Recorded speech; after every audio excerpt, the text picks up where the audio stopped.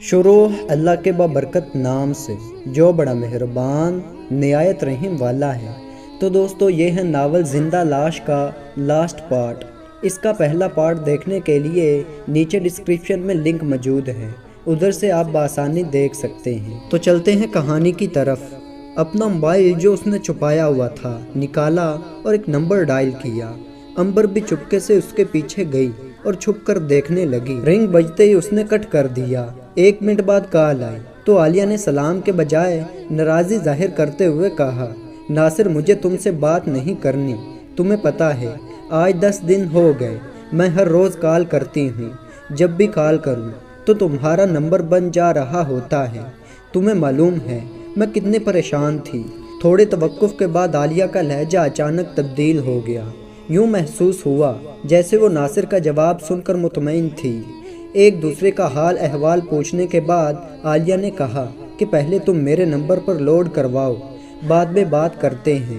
یہ کہہ کر اس نے فون بند کر دیا۔ عالیہ کمرے سے نکلی اور امبر کے پاس آ گئی۔ امبر نے بتایا کہ میں نے بہت سی مہندی کے ڈیزائن دیکھے ہیں۔ عالیہ نے اسے کہا کہ میں تمہیں کچھ اور دکھاتی ہوں۔ یہ کہہ کر اس نے پورن سائٹس کھولنا شروع کر دی۔ کافی دیر دیکھنے کے بعد امبر نے کہا کہ صرف تصویریں ہی ہیں، تو عالیہ نے پورن کلپ نکال کر دکھانا شروع کر دیے۔ وہ کافی دیر تک دیکھتی رہیں اور ایک دوسرے سے مستیاں کرتی رہیں۔ اچانک عالیہ کے فون کی گھنٹی بجی۔ اس نے امبر سے کہا، میرے دوست کی کال آئی ہے، میں سن لوں۔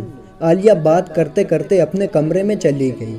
تھوڑی دیر بعد جب امبر اس کے کمرے میں داخل ہوئی تو عالیہ بالکل اسی کیفیت میں تھی جس میں امبر نے اسے اسکول میں دیکھا تھا، مگر اس دفعہ وہ اپنے بیڈ پہ بے لباس لیٹی عجیب و غریب آوازیں نکالتے ہوئے ماہی بے آب کی مانند تڑپ رہی تھی۔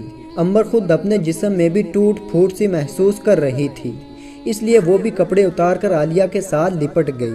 موبائل کا لاؤڈ سپیکر آن ہو گیا اور وہ دونوں دنیا و مافیا سے بے خبر ہو گئی۔ اس دوران جانے کب ناصر کا فون بند ہوا، دونوں کو خبر ہی نہ ہوئی۔ چند منٹ بعد غنودگی کی کیفیت طاری رہنے کے بعد عالیہ اٹھی، کپڑے پہنے اور امبر کو بھی اٹھا دیا۔ دونوں کپڑے پہن کر کچن میں آ گئیں۔ عالیہ نے چائے بنائی اور دونوں اپنا اپنا چائے کا کپ تھامے ڈرائنگ روم میں آ گئیں۔ چائے کی چسکی لیتے ہوئے امبر نے پوچھا، یار یہ ناصر کون ہے؟ عالیہ نے بتایا، یہ میرا بوائے فرینڈ ہے، ہم ہفتے میں ایک بار اوورل سیکس کرتے ہیں۔ اسکول میں اس دن میں ناصر کے ساتھ ہی بات کر رہی تھی۔ امبر بڑی دلچسپی سے سن رہی تھی۔ عالیہ نے بتایا کہ مجھے موبائل فون بھی ناصر نے لے کر دیا ہے اور جب بیلنس ختم ہو جائے تو وہ خود ہی لوڈ کروا دیتا ہے۔ میری اس سے دوستی اس وقت ہوئی جب میں اپنی کزن کے ساتھ اس کی بڑی بہن سے 8ویں کلاس کے امتحان کی تیاری کرنے گئی تھی۔ ہم روز ان کے گھر چھپ کر ملتے اور مزے کرتے، مگر ایک بات کہوں، جو مزہ ناصر کے ساتھ مل کر آتا تھا وہ ٹیلی فونک ملاقات میں نہیں۔ ابھی وہ بات کر ہی رہی تھی کہ ناصر کی کال آئی۔ اس نے پریشان ہو کر پوچھا کہ آج آپ کے ساتھ کوئی اور بھی تھا؟ عالیہ نے بتایا کہ میری دوست امبر ہے اور آپ سے بات بھی کرنا چاہتی ہیں۔ یہ کہہ کر اس نے فون امبر کے کان کو لگا دیا۔ امبر نے دھیمی سی آواز میں سلام کا جواب دیا، پھر ایک دوسرے کا تعارف گپ شپ میں تبدیل ہو گیا۔ جب 5 منٹ تک ان کی بات چلتی رہی تو عالیہ نے کہا، اسے کہو بعد میں بات ہوگی، اور ہاں اسے کہو 100 روپے کا بیلنس کروا دینا۔ جب امبر نے کہا تو ناصر نے کہا، تمہارے نمبر پر یا عالیہ کے نمبر پر؟ تو امبر نے بتایا کہ میرے پاس تو موبائل ہی نہیں۔ یہ کہہ کر فون بند کر دیا۔ رات کے 9 بج چکے تھے۔ دروازے پر دستک ہوئی۔ عالیہ نے دروازہ کھولا تو سامنے عالیہ کی امی تھی۔ وہ اندر آئیں، ہاتھ میں کچھ سامان تھا۔ عالیہ کو پکڑایا اور امبر کو اس کے گھر چھوڑنے چلی گئی۔ پیر کو اسکول میں بریک ٹائم عالیہ نے امبر کو ایک پیکٹ تھماتے ہوئے کہا کہ یہ کل ناصر نے تمہارے لیے گفٹ بھجوایا تھا، مگر اسے گھر جا کر کھولنا۔ رات کو جب امبر اپنے کمرے میں گئی اور گفٹ کھول کر دیکھا تو اس میں موبائل تھا۔ اس نے آن کیا تو ناصر کا میسج آیا ہوا تھا کہ کل میں اور عالیہ نے پیزا کھانے جانا ہے، آپ آئیں گی تو اچھا لگے گا۔ زندگی میں پہلی دفعہ امبر اسکول کے بجائے ڈیٹ پر گئی۔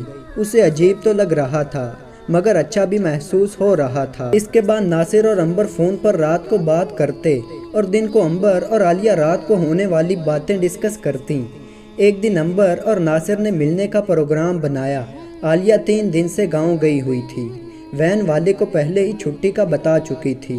اس نے ناصر کو میسج کیا کہ مجھے 100 روپے کا لوڈ کروا دینا، اور اس کے بعد جب اس کی امی علی کو اسکول چھوڑ کر واپس آئیں تو عنبر نے بیگ اٹھایا اور اسکول کے لیے نکل پڑی۔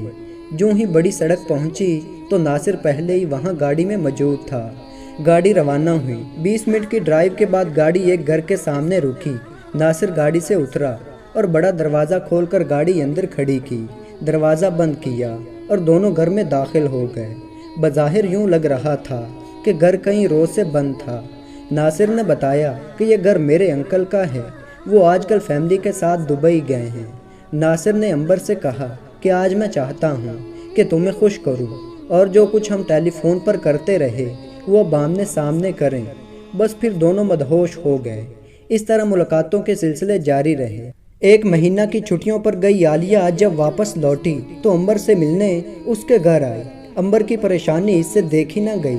عالیہ کے اصرار پر اس نے تمام واقعات اسے بتائے اور یہ بھی بتایا کہ اب 7 دن سے اس کا نمبر بھی بن جا رہا ہے اور اس مرتبہ مجھے وہ بھی نہیں آئے۔ عالیہ ساری بات سمجھ گئی، اسے تسلی دی اور گھر چلی گئی۔ شام کو عالیہ اپنی کزن کے ساتھ ناصر کے گھر گئی تو وہاں یہ جان کر ہکی بکی رہ گئی کہ ناصر کو تو دبئی گئے آج 7 دن ہو گئے ہیں۔ یہ سننا تھا کہ عالیہ کے پاؤں کے نیچے سے جیسے زمین سرک گئی ہو۔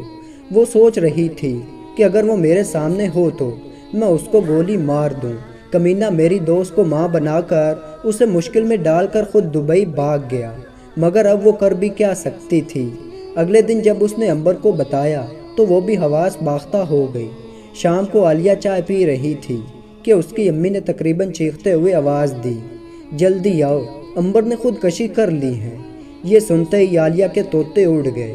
وہ اٹھنا چاہتی تھی مگر غش کھا کر گری اور بے ہوش ہو گئی۔ اگلے دن اسے ہوش آیا تو عنبر منو مٹی تلے دفن ہو چکی تھی۔ اس کے ماں باپ غم سے ننڈال تھے مگر اس کے دکھ درد کو کوئی نہیں سمجھ سکتا تھا۔ وہ اس قرب میں مبتلا تھی کہ وہ خود اپنی دوست عنبر کی قاتل ہیں، لیکن وہ یہ بات کسی سے شیئر نہیں کر سکتی تھی۔ وہ جیتے جی مر گئی اور ایک زندہ لاش بن چکی تھی۔ تو دوستو یہ ناول اینڈ ہو چکا ہے، یہ اس کی لاسٹ ایپیسوڈ تھی۔ تو امید کرتا ہوں یہ ناول آپ دوستوں کو بہت اچھا لگا ہوگا۔ تو دوستو ایسے ہی انٹرسٹنگ ناولز اور سٹوریز دیکھنے کے لیے چینل کو ضرور سبسکرائب کیجئے گا۔ تو ملتے ہیں ایسی ایک شاندار ویڈیو میں، تب تک کے لیے اللہ حافظ۔